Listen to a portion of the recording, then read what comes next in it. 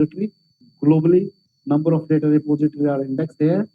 And you can browse country-wise. I found India name is also there, and India is taking momentum in that direction. And I found this is one of the websites, data.gov, Government of India. And on this website, a variety of data is available, which can be utilized by the scholar community. And good thing is that Government of India is also very serious and recruiting chief data officers for managing all these data repository. And there is a great role of libraries and librarian to be part and to understand and to make use of this opportunity. A number of chief data officer has been recruited and is available on this website itself, can be explored. So thank you very much for this opportunity. I'm sure that the time is not enough to explore each and every feature of this data repository, but I tried my best to highlight some of the features of the fix here. And this is a unique concept and quite new for us, and we need to experiment, experience, and must take initiative at our individual level, organization level. And I believe that library can contribute in a better way. Thank you very much.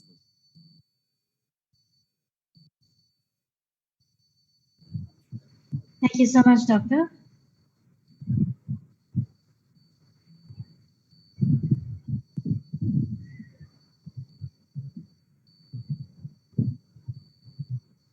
Our next speaker is Dr. Sriram.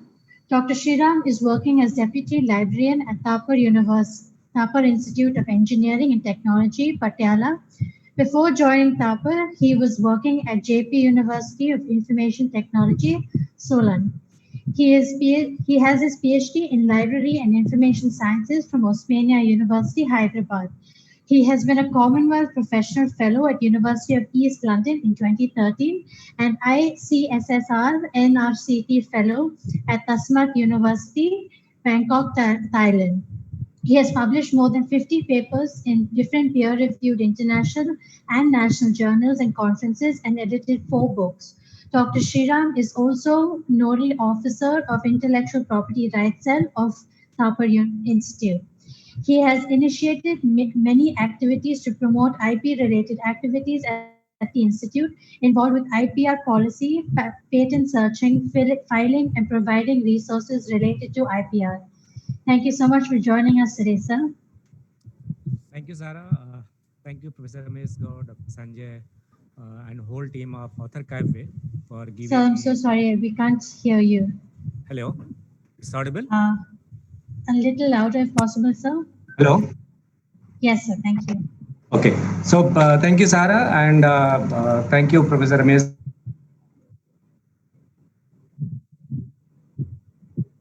Hello.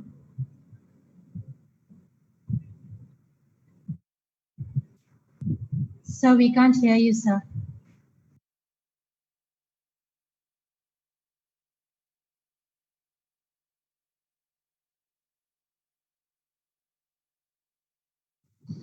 Can you check is still connected or? Yes, sir. He is connected. Dr. Sriram, can you hear me? Your voice is not audible.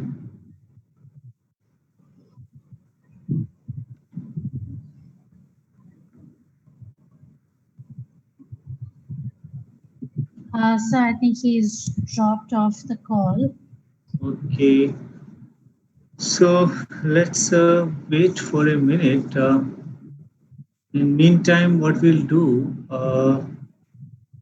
we have a question to Dr. Kataria. We can, Sanjay, are you there? Yes, sir. There is a question, what are the chances of data piracy from the repositories in view of the increasing reports of data thefts and account hacking? So what about security of Figshare and other repositories? What is your opinion on that? Sir, first of all, the concept for data sharing, when you're talking about theft, because the research data, basically what we are talking about the raw data. And there is some more question in this chat box I found. When you're talking of when you're going to upload your data in public domain, why the people will think this is your data? Because that is available, accessible for reuse ultimately. So that is a concept, is the data repository is entirely different. When people thinking that their data is quite sensitive, they can keep their in private mode, not in public mode. Okay. But ultimate concept of the managing research data and sharing a data is to the data is available in public domain for reuse, share, and so the other scholar community can make reuse and having an impact of the research data in the further another research. So this is the concept basically. So I agree with you. I agree with you on that point. Acha, there is one question.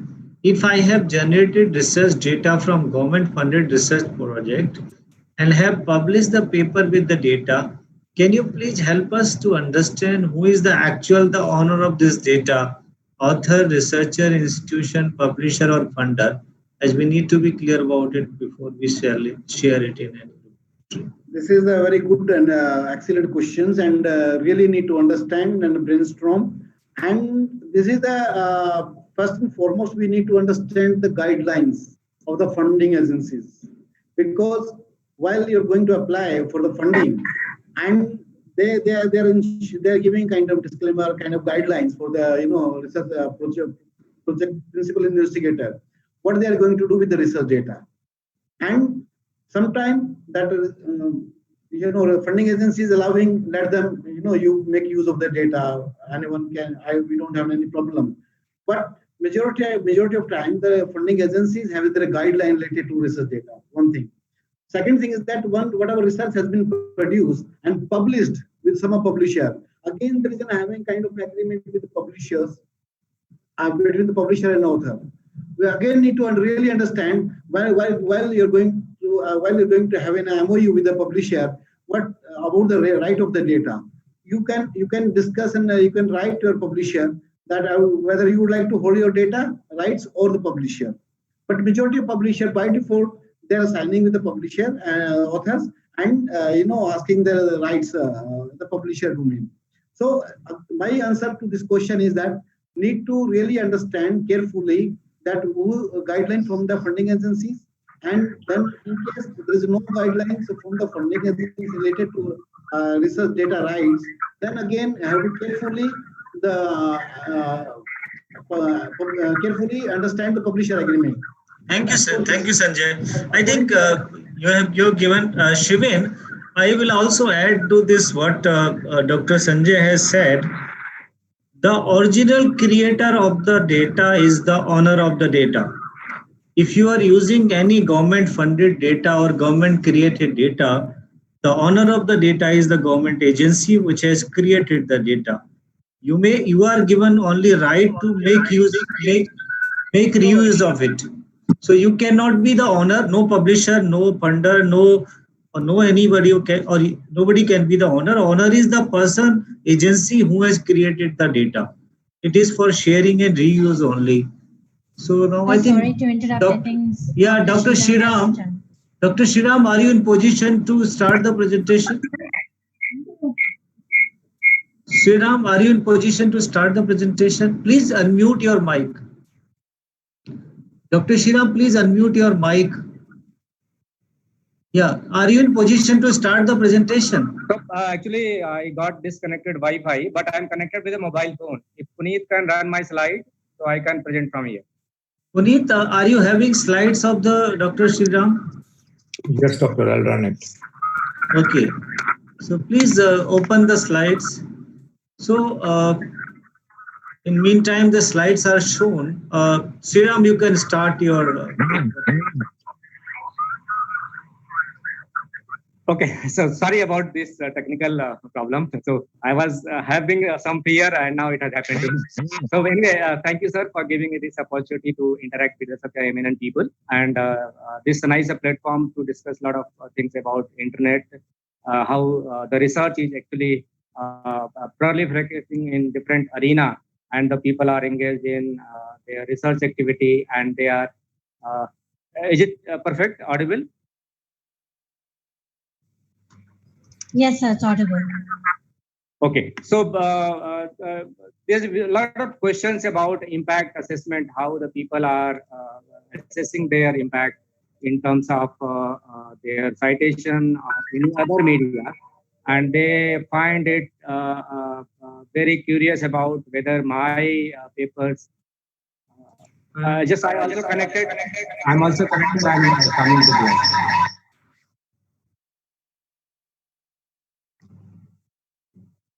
So let me share my screen. I'm connected.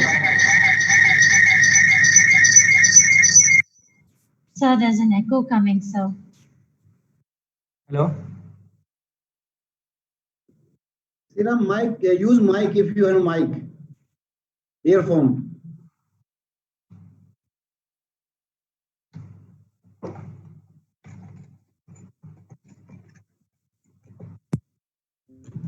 It's audible now? Yeah, Sriram, audible, but your screen is not visible. It's something. Yeah, now it is visible. Okay. And you should log out from the mobile, so it will be a I echo. logged out. I logged out. Okay, please start. So this is very important when the people engaged in research activity, they are always bothered about their citations. So sometimes it not comes immediately because the traditional method of citation analysis based on impact factor and journal citation reports, and also the getting an impact in terms of citation, it took a lot of time to assess the impact of a paper when it is published in different journals or any other platform or conferences. So basically, the research is assessed based on different kind of parameters, and it demonstrates the economic conditions, societal culture, national security, public policies, health and environmental issues related to different issues, and also it is very important for the academic people to assess whether they have some kind of impact of their paper in terms of citation or any other parameters being used by the different agencies. So the first day, Professor Gaur has discussed why our research is not visible to global ranking and other things. So there are a lot of factors associated with this, and we have to understand that how our research is going to be visible. And basic parameters covered in different rankings are basically the ranking based on citation, publication, and there are so many other things. But publication is one of the parameter which is being given a prime attention into those things. So we always worried about whether our research is being evaluated by or referred by any other in their peer review process or any by peers in and they are citing or not. So citation is one of the single dimensional factor which covers the impact assessment, but there are so many other things also as well which gives the visibility of research scholar covered in multi-dimensional ways also. So citation matrices and impact factors are basically solely based on the citation, but there are long duration required to get one citation. But the now most of the because of the internet penetration, most of the people are started working in a different methodology rather than traditional services, traditional metrics for the evaluation of research impact. So now the alt metrics has been proposed it came into picture by in 2010, and thereafter it was given, the people have started giving importance of the alternative matrices, where how the people are working in the social media platform, how they are sharing, talking, linking, and tweeting the papers or discussing with the peers in terms of research activity. And alternative matrices are it is something different than bibliometric analysis, which gives you immediate impact of your research work available in social gathering on internet and other related areas, where people are finding how the research is being shared, downloaded, saved, or discussed with the other peoples. So Altmetrics is started with a data science company to track, analyze the online activity of research publications in terms of hello, in terms of Sorry, sir, mainstream please media, continue. policy documents, social networking, blogs, and other scholarly and non-scholarly forum. And they have given a name Altmetrics, which is the basically metrics which quantify the data and tells it how the journals and other scholarly outputs are discussed and used in the social media platform. So basically, these alternative matrices are judged on 5 parameters. Depend upon the various activity happening in internet. So one of the parameter is the usage, how many number of time the article is liked, shared, bookmarked, viewed, downloaded. Then capture is another parameter where the data is coming from how many people are saving this data in Mendeley or any other reference management software. Then mention how the an article is being mentioned into blog, news, Wikipedia, or in social media platform. These are shared on Twitter or Facebook or any other social media. And then how much citation is being received by the article through Scopus or Dimension citation. So basically all these 5 parameters are covered. More than 17, 18 data sources from where the data is coming for the altmetric analysis. So huge number of platforms are being digged out so that the data comes to the altmetric platform and being analyzed for different kind of impact assessment as alternative to the citation analysis. So the data sources are being tracked through PubMed ID, Archive ID, ADS ID, SSRN ID, REP, CID ID, handle.net, URN, ISBNs, digital object identifiers. So these things are associated with different domains related to medical science, physics, mathematics, social sciences, or even digital repository, institutional repository are being tracked through the altmetric platform. So most of the people see that beautiful rainbow which is basically called as donuts, and it gives 2 kind of data. One is the color combinations, and other is a figure associated with each of the article, and that figure is basically known as the attention score. So each color of the donuts represent a certain kind of source data from where the data is coming. Like purple is related to policy, red color is related to news. Likewise, there are so many colors combinations are there, and as much as number of colors representing into one donuts, it reflects that the quantity of data coming from that platform. So there are numbers assigned to each, weightage given to each of the these platforms. Like news media has covered given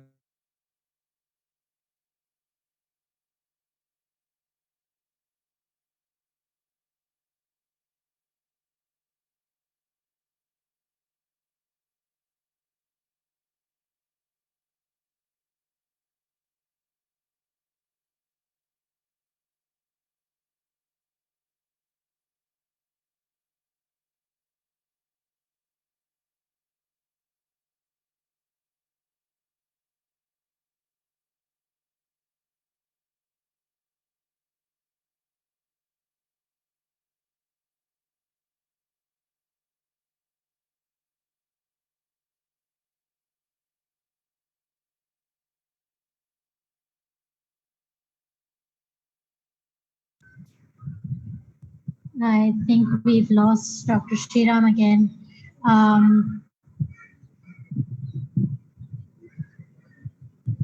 I shall continue, and if we get Dr. Sriram back, we will accommodate him later. Our next speaker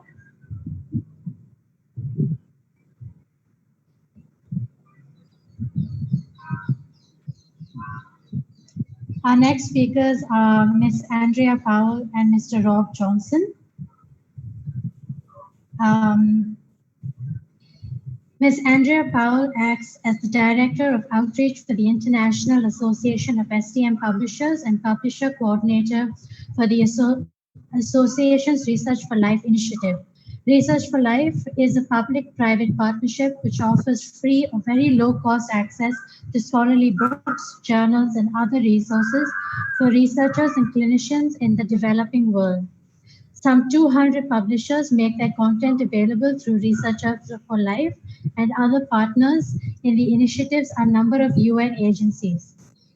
Andrea was previously Chief Information Officer at CABI, where she worked for over 26 years, heading up the publishing and IT operations. CABI is an international intergovernmental not-for-profit organization that improves people's lives worldwide by providing information and applying scientific expertise to solve problems in agriculture and environment. While at CABI, she sat on the board of international associations of STM publishers for 6 years in the designated seat for not-for-profit publishers and was STM's treasurer for 5 of those years. She has also served as chair of the ALPSP Association. Andrea is also an associate lecturer at Oxford Brookes University and is a graduate of Emmanuel College, Cambridge, with a master's degree in French and Russian. Rob Johnson is the founder and director of Research Consulting, a UK-based mission-driven business which works to improve the effectiveness and impact of research and scholarly communication. Rob began his career as a consultant with KPMG, the international professional services firm, and spent 4 years as head of research operations at the University of Nottingham, UK. Since founding Research Consulting in early 2013, he had led more than 100 projects in the field of research and scholarly communication, serving universities, funders, publishers, vendors, and software suppliers. Rob is the lead author of the 2018 STM report and a regular commentator on the development of open access and its impact on the academic publishing. Thank you for joining us today, Ms. Andrea and Mr. Rob. It's a pleasure to be with you. I'm going to see if I can share my slides and then Andrea will kick things off. Sure, of course. Yes, good afternoon, everybody. It's a delight to be with you through the miracles of modern technology and possibly a slight silver lining to the cloud of coronavirus that we're able to join you remotely today. Can you hear me? Yes. Yeah, okay, great. And can you see the slides? I can see the slides, yes, wonderful. If we could move to the next slide, Rob, thank you.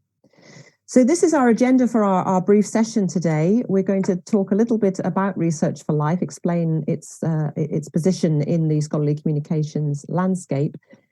And I'm going to hand over to Rob, who's going to talk us through the key findings of the landscape and situation analysis that we recently published. Next slide, please. So as has been briefly mentioned, Research for Life is a multi-partner initiative. It doesn't actually belong to the STM Association, although STM is a key partner in that initiative. It's an initiative that aims to reduce the knowledge gap between industrialized countries and developing countries. And we have some between 175 and 200 publishers. And every time I produce this slide, it's immediately out of date because of the amount of content that we're adding all the time to the database. But as you can see from these figures, we're providing access to a vast range of information resources across a range of disciplines. Next slide, please.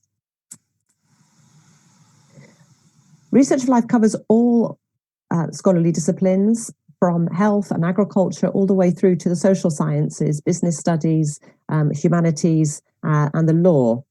So it's a very wide-ranging collection of content. Next slide. Now, access to Research for Life is controlled by our eligibility criteria. And as you can see from this map, India is not an eligible country for Research for Life. And the reason for that is twofold, really. First of all, the overall size of the Indian economy puts it above our threshold. The threshold is $1 trillion, and the Indian economy is significantly larger than $1 trillion. So it is not, institutions in India, unfortunately, are not eligible for access to Research for Life. But what we're going to talk about this morning in terms of the landscape for research communication in lower and middle income countries is still of relevance. And of course, Research for Life provides a mechanism for Indian research to be made available to other researchers in the eligible countries. So it's still an important initiative to be aware of as an Indian researcher and academic. We have two tiers of countries. We have Group A countries and Group B countries, where Group A countries, the blue on this slide, have free access to content, and Group B countries have low-cost access to content. Thanks, Rob. Next slide, please. So once a year, the partners who work together to make Research for Life possible meet at a general partners meeting. That meeting this year is happening virtually, of course, for the first time, so that we are all meeting through the miracle of Zoom at the end of July. And one of the topics we're going to be looking at this year's General Partners meeting is the Research for Life landscape analysis, which was carried out by Research Consulting. Now, once every 5 years, Research for Life carries out an in-depth evaluation of the program, both from the point of view of its internal partners and how it's working for them, but also in terms of the users and the user experience. Now, this time around, we decided as well to commission an external analysis of the publishing, the scholarly communication landscape, and also the research for development landscape, because it's such a dynamic and changing environment that there are factors externally that make it an important contextual setting for our own internal analysis. And we were delighted to award the contract for the production of the landscape and situation analysis to Research Consulting, led by Rob Johnson. And I'm now going to hand over to Rob to talk you through the methodology that was used and some of the key findings of that report. Over to you, Rob.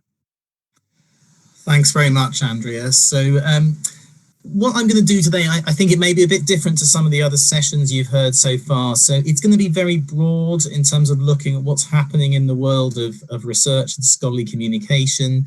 Our focus for Research for Life was primarily on low and middle income countries, but we live in a highly globalized world. So I think many of these trends are true internationally, but equally they will be untrue in certain contexts and pockets as well. So forgive me for the breadth, but I hope what I can do is just give you a flavor of what is happening in the world of research and scholarly communication.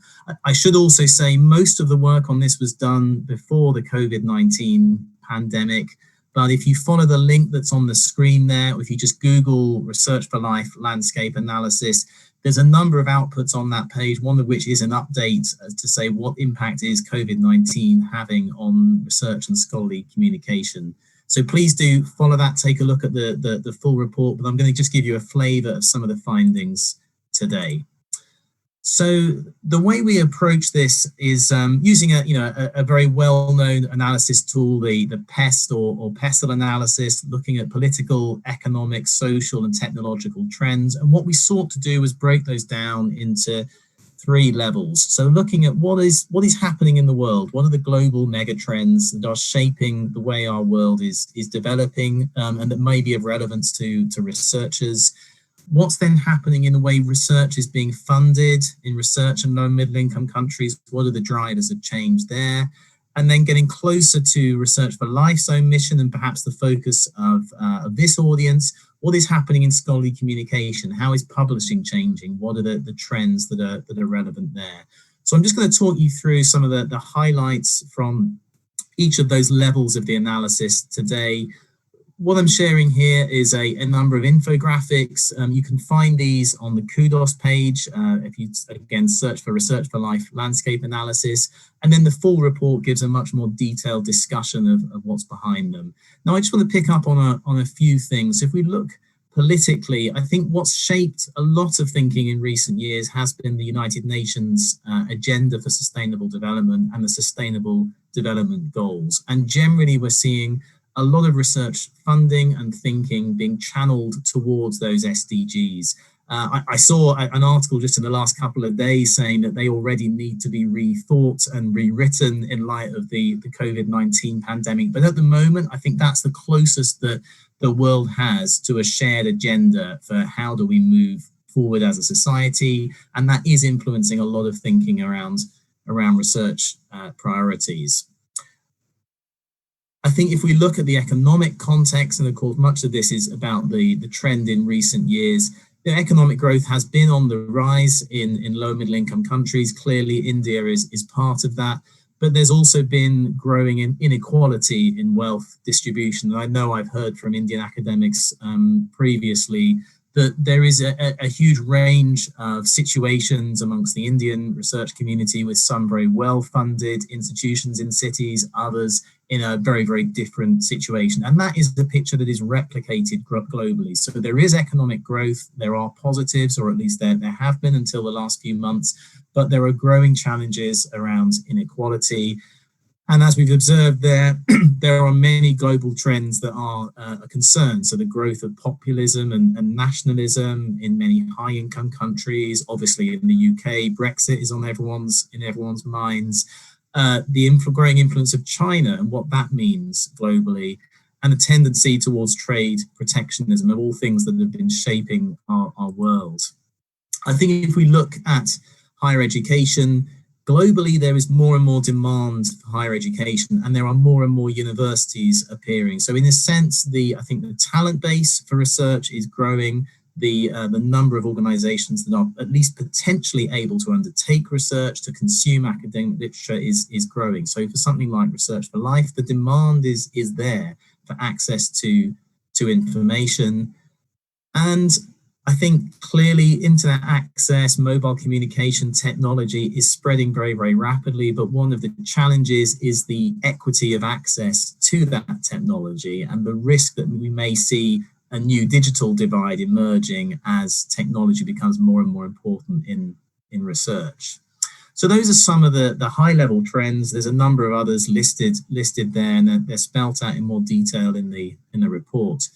I think if we step down to what's happening in research funding, again, just to pick out some of the trends there, I think what we're seeing particularly in low-income countries, so places like sub-Saharan Africa, but I think also more generally, is a move towards more equitable research partnerships between high-income countries and lower middle-income countries. So I think the idea of it's not just development and handouts and so on, it's about a partnership. That's becoming more and more important, and I think gaining currency internationally. And of course, China is very active in research geopolitics. So if we look at many countries, China is developing research partnerships, the sorts of things that traditionally perhaps Western countries have pursued. We see China, and I'm sure India as well, becoming much more active in that area.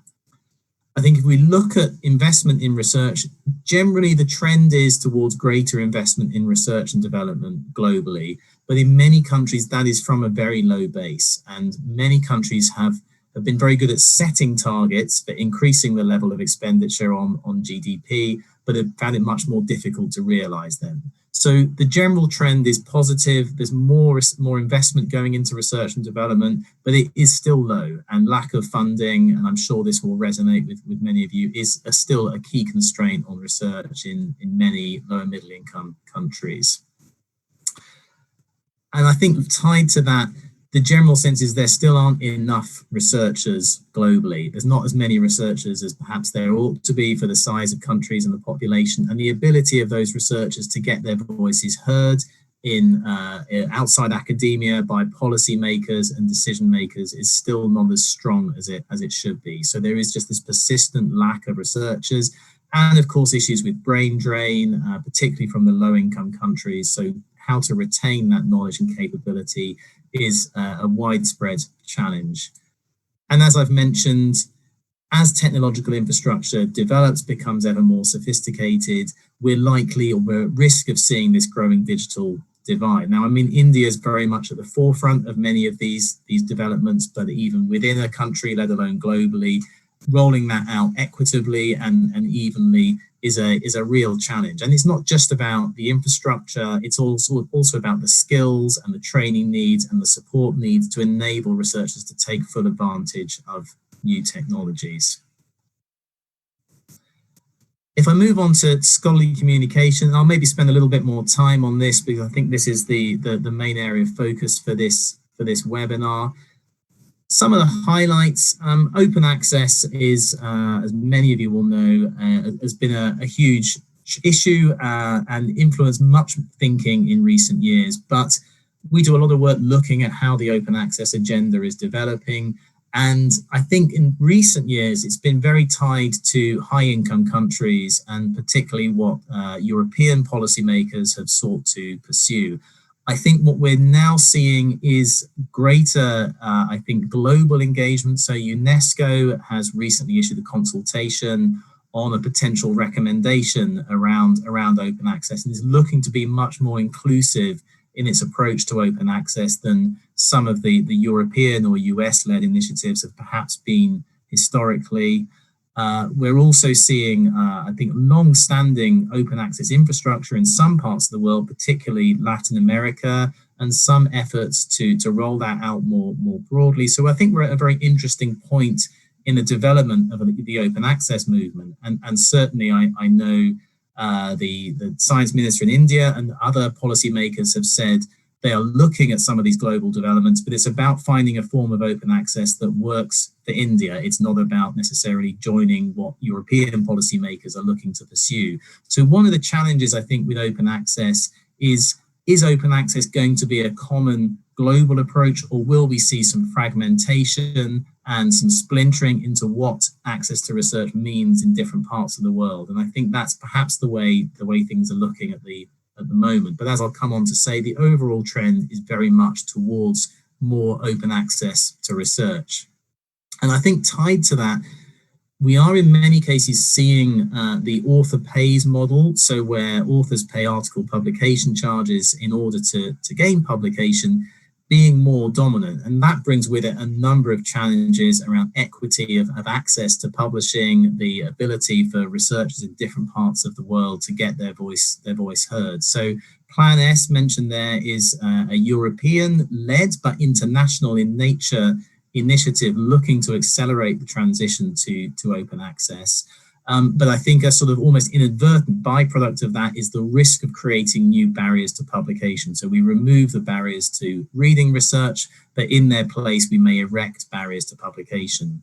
So alongside that, there are a number of initiatives looking at, firstly, how can publishers waive APCs to enable researchers who don't have access to funds to still publish, but also what other business models can there be where there's neither a payment on the author side or the reader side, so something that tends to be referred to as diamond open access in some quarters.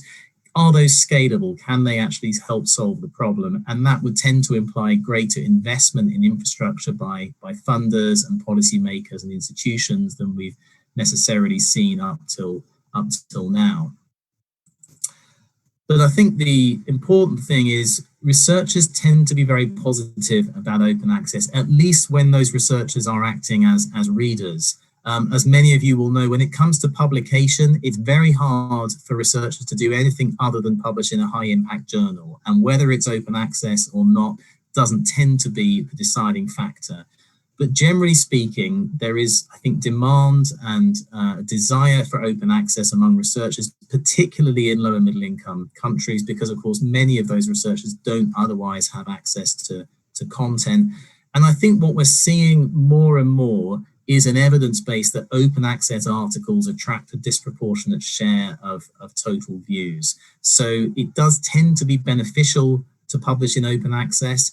Obviously, that is a temporary benefit. So if all articles become open access, that advantage disappears. But for the moment, while we have some articles open access, some behind a paywall, those that are open access tend to get more views, more attention, and potentially at least more citation.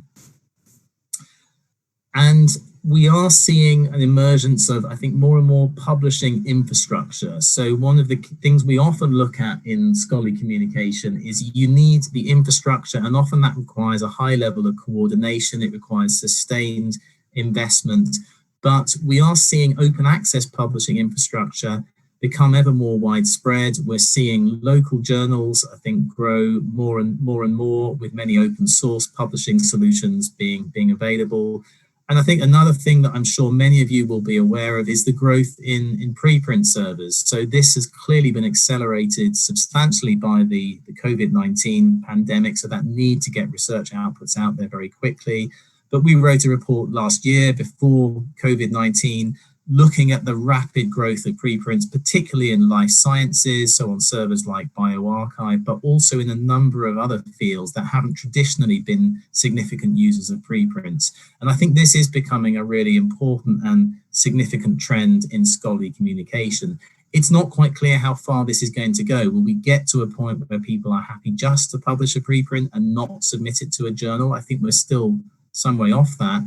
But it is worth recognizing the global scholarly communication system is under immense strain, and particularly, I think, as a result of the COVID-19 pandemic. So there are more and more articles being published, but there's even greater growth in the number of submissions of articles. So for publishers, dealing with that peer review process, finding sufficient peer reviewers, being able to process all of that literature in a context when, of course, budgets are going to become ever more under pressure is a real challenge. So I think we will see preprint servers playing a more and more important part in the future of scholarly communication.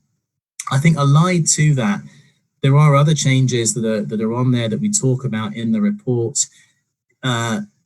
English has been the dominant language of science for many, many years, but there is a challenge to that with the growth of Chinese language publications. And of course, often that is overlooked because so much of the sort of analysis that's done is based on English language publications. But those people who've tried to look into the volume of Chinese language publications, it's very, very significant indeed. So we are seeing, I think, a challenge to the dominance of English as the language of science. And in parallel to that, of course, China is developing its own publishing infrastructure. It's looking to change some of the incentives and rewards. So there are likely to be potentially a drop of submissions from Chinese scholars. So there's all sorts of changes going on. I think when we look at the library side, the role of libraries is changing. So we've got more and more algorithmic discovery, more use of social networks, more use of mobile access, and of course, growth of open access, which is potentially changing and arguably limiting the role of libraries going into the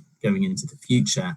Tied to that, new approaches to authentication and identity. So this idea of bringing the research to the researcher rather than the researcher having to go out and find it. So it's a very, very dynamic and I think to some extent unstable by comparison with recent years period for publishing and scholarly communication, which has tended to be a very, very stable sector, both in sort of financial terms, but also in terms of processes. I think we are seeing a particularly rapid rate of change at the moment, and many things that were previously happening, but happening slowly, have started to happen much more quickly because of COVID-19.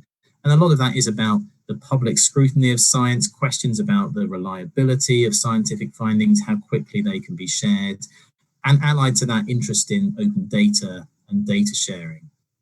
So just to pick out, I guess, one or two highlights, just get my slides working.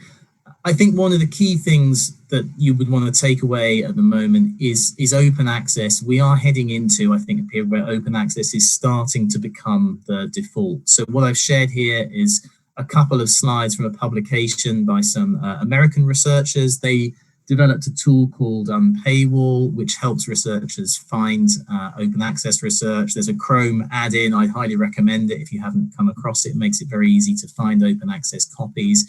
And I think what you can see on the left-hand side is historically the rapid growth in the total number of articles per year to about 3 million, but also an even more rapid growth in the share of those that are open access.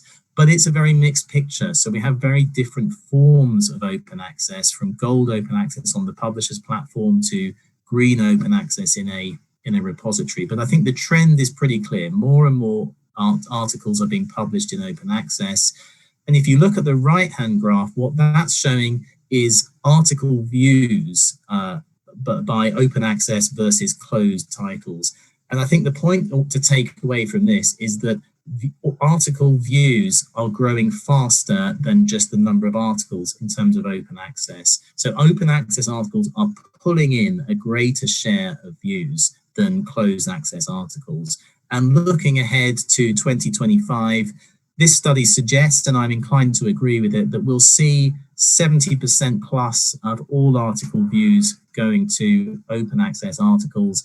And I think within lower middle income countries, it's very likely that will be an even higher proportion. So we are very much heading to a world where by default, people will be looking at open access articles, and those that are behind the subscription paywall will be less read. And of course, we can't talk about this without mentioning services like Sci-Hub, so the sort of illicit sharing, the means by which people can find articles illegally, which again are very, very widely used and are themselves, I think, driving publishers and other stakeholders to make that move to open access. So I guess just to sum up, what are the key themes and the trends that are emerging?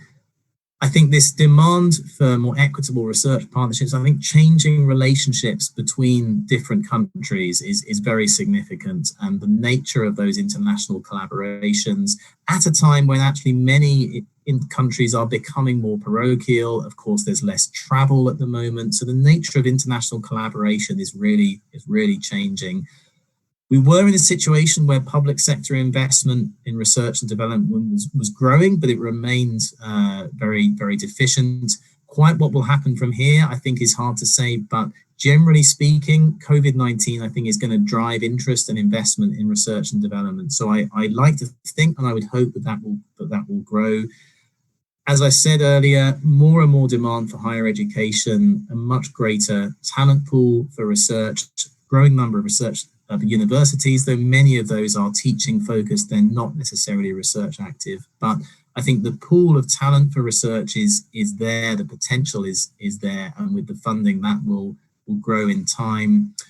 On the publishing side, an OA publishing infrastructure is developing. That is becoming the norm. There is significant demand and desire for open access. And again, I think COVID-19 is really going to accelerate that momentum and that public policymaker expectation around open access to research. But those technological challenges, that risk of a digital divide are very acute, and the need for the skills to use these new technologies to gain access to the content that is out there is really clear. And again, what will COVID-19 do? Is that going to close the knowledge gap, or is that going to increase it? I wouldn't like to speculate, but we are, as I say, in a very unstable period. So I hope that gives you a flavor of some of the findings of the landscape analysis. The link is there. Do have a look at that. There's some infographics there, as I've shown on the slides, and just paints a broad picture of, I think, what's happening in the global research funding and scholarly communication landscape. So that was everything that I wanted to share. My details are there if you wanted to ask me any questions. I'll maybe just hand back to Andrea just to wrap up the session. Thank you, Rob. I wanted to make the point that although India itself isn't an eligible country for Research for Life, we really wanted to share these findings with you, and actually with the whole community, the whole global community in research publishing and scholarly communications, because I think those points that Rob has drawn out are so important to all of us. And that report that he lists there is a completely open access. And in fact, he's made it available on an interesting platform called PubPub, which allows you to go in and actually comment and annotate the report as well for the benefit of your peers and colleagues. So do follow the links to the study that are on the slide here, and I'm sure will be made available to you afterwards. And I hope you found that interesting. It was a very brief run through the key points, but there's a lot more depth in the full analysis. So it's been there are a couple of questions to you today. Yeah, go ahead, Rob. Do we have time for questions? I don't know, Sarah, is that? I think... Thank you, Rob. Thank you, Andrea. This is Professor Ramesh Gaur. I'm the chair of this particular webinar.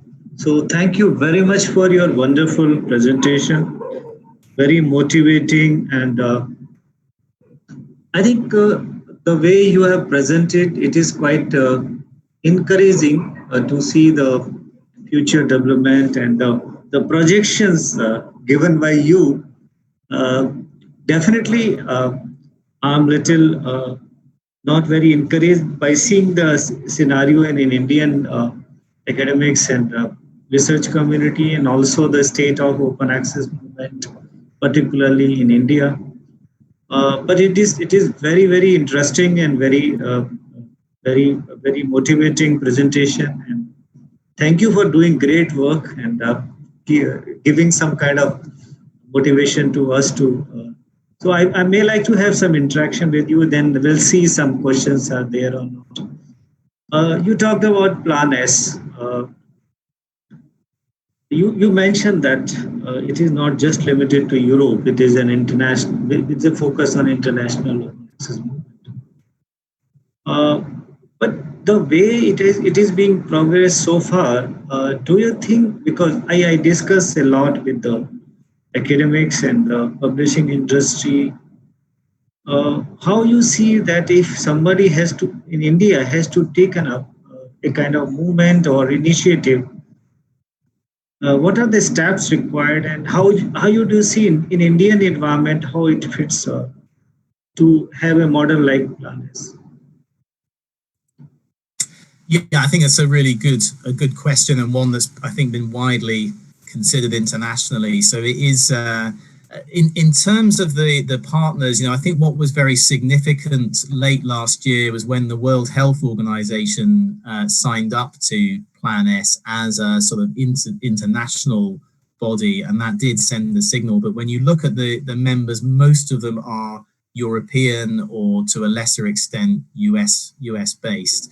I think it's probably important to recognize that Plan S has never sought, I think, to force or prescribe APC-based publishing. And I know, and I've heard many presentations and spoken with some of the creators of the plan, they aren't necessarily looking to force everyone to make the shift to author-pays publishing. What they want is immediate open access to research, but the most scalable, easy way of doing that from a publisher perspective is APC-based publishing. I think what we've seen since the plan emerged is, and it's worth recognizing to some extent, Plan S, when it first was announced, it was a political statement of intent, and it was very, very, I think, aggressive in terms of the timescales and the requirements and the expectations that were specified. What we've seen in recent years is, I think, a softening of some of those requirements and an attempt to be more inclusive and to allow for different forms of open access publication. Now, something that's happened just in the last few weeks is Coalition S, which is the group behind the plan, has commissioned a piece of work looking at diamond open access to say, how can we scale up those forms of publication that don't rely on payment of an APC, but nor do they rely on payment of a subscription?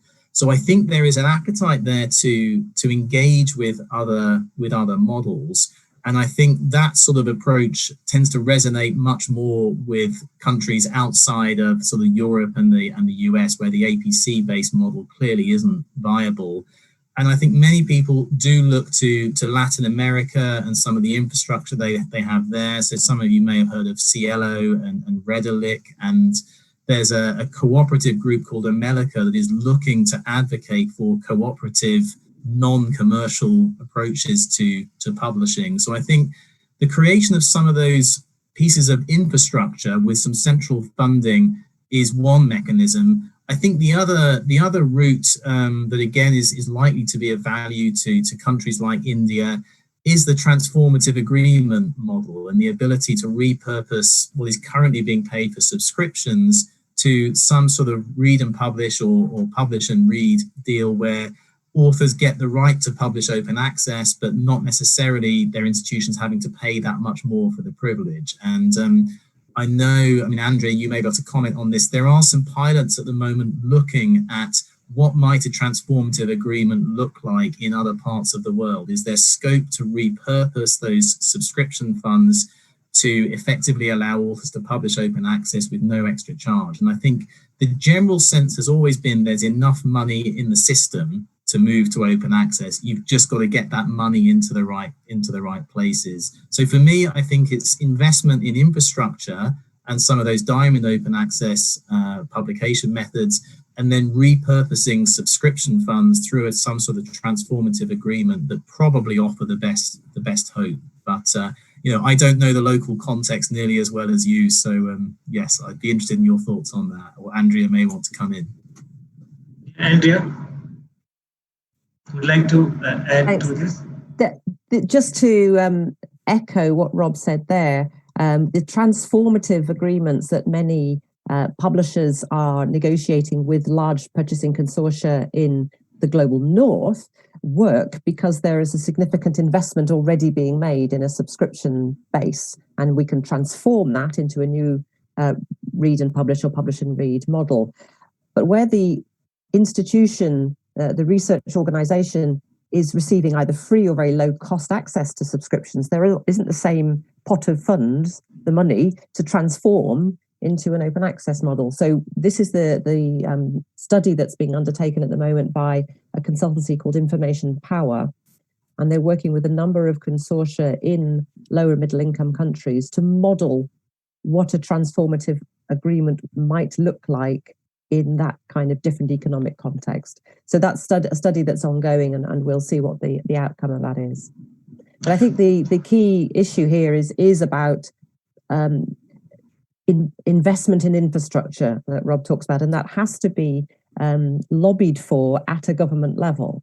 I think one of the challenges in the past we've seen is that often government actors are not closely linked enough with the research community. So they're not being lobbied, and the influence isn't there to affect actual policy making at that level. And I think once the government has made the step and the psychological shift to support the research communication process, then you can start to have discussions about redirection of funds into the communications system. Yeah, I agree with you, because sometimes this policy maker and the decision maker get it confused, because this APC charges, like competitive journal also charge the APC, and good open access journal also charge the APC. Sometimes they got confused because recently there was some communication from our controlling body UGC that researchers should not publish in the journals which charge APC.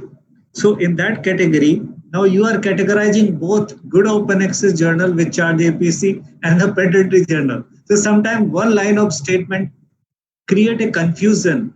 And by the chance, coincidentally, I met you last 2 weeks. I am discussing with some of my colleagues from Australia and other places that let's have a kind of webinar specifically to have a plan as model like Indian open access movement. So I will be sending a communication to you if you will also be part of that webinar, because here we have very limited time for discussion on this topic. But I will be happy to be in touch with you because there are a number of issues concerned with this open access movement. Nothing comes free in this world. So nobody can give you a free access. Somebody has to pay the cost.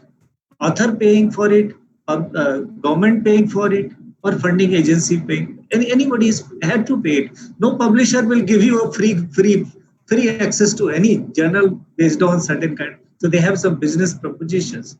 So I think any model which cannot look into the real issues and all the stakeholders, and also the mindset, because of these competitive publishing, the open access movement, particularly scholarly publishing, has badly damaged, particularly in India, because of this assessment API score and other thing. There is a mushrooming of predatory journals.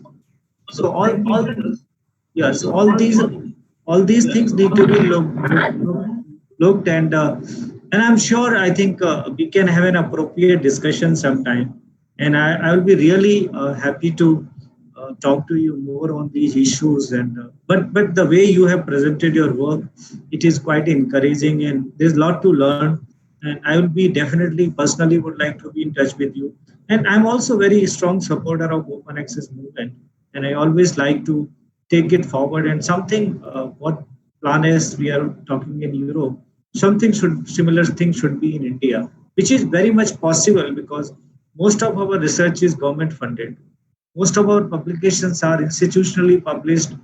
We have very few so these are the issues, and besides that, we also need to look into the other aspects of open access institutional repository, preprints. You rightly mentioned out this. People don't know how to access those in this COVID time. People don't know how to access a deep web, which contains a lot of valuable open access free data, government data, academic institutional repository data. So people don't know about that. So it is also required a kind of awareness among the researcher to understand all these, how to access this open access data, which is scattered, and standard search engines like Google and Yahoo, they don't index those kind of data. It is not searchable in Google search or any other search engines, standard search engines. So thank you very much for your wonderful presentation. I don't know how long you will be stay. If you stay till end, I can see there are some questions from the audience. If before I hand over it to the Sarah, is there anything anybody is asking any questions to you? So let me just go through the Q&A box. If suppose somebody is having any direct questions to you, I will be happy to raise this question to you. Just give me 1 minute. So there is a question to Rob. Who are the key stakeholders in the global south driving the change in the scholarly publishing? How is open access evolving in the global south? So Rob, would you like to answer this question? Yeah, I think it's a really good question, and global south is one of those challenging terms because it groups together so many different regions and parts of the world, and there isn't necessarily a single answer to that. But as I said briefly before, I think Latin America has developed its own publishing infrastructure that is non-commercial and is publicly funded, and this is mainly Spanish and Portuguese language, of course. So I think really they've been the leaders in terms of open access, almost internationally, actually, for a long time. And I often think they've got a much better model than the Western world and Europe and the US in terms of how they share some of those communications. But so I think there's a particular approach in Latin America. I think, as I mentioned, clearly China is investing a lot in its own publishing infrastructure, in STM journals. There's now more and more English language journals being published by Chinese publishers. So I think that is going to start shifting things. And as I said, more and more Chinese language publications. Clearly India is a huge producer of scientific articles as well. And I think one of the challenges, it's probably important to recognize, one of the challenges for publishers is there's a big mismatch in terms of where their content comes from and where their revenues come from. So the growth in articles is coming from the global south, so from India, from China, to a lesser extent from Africa, but that is where the growth is coming from, and that is where publishers are going to be generating most of their submissions in the future. But the vast majority of the revenues still come from the West. A lot of the editorial board members come from the West. A lot of the peer reviewers come from the West. So we are in the process of trying to make that transition. And that is partly a financial and economic transition, but it's also a cultural transition in terms of the engagement with actually that author and researcher community that is shifting eastwards away from, the Europe and the US. And I think the leaders, there's a number of different initiatives. I think America is probably, that if you Google America, that's probably the closest there's been to essentially a counter to Plan S as well. My hope is that the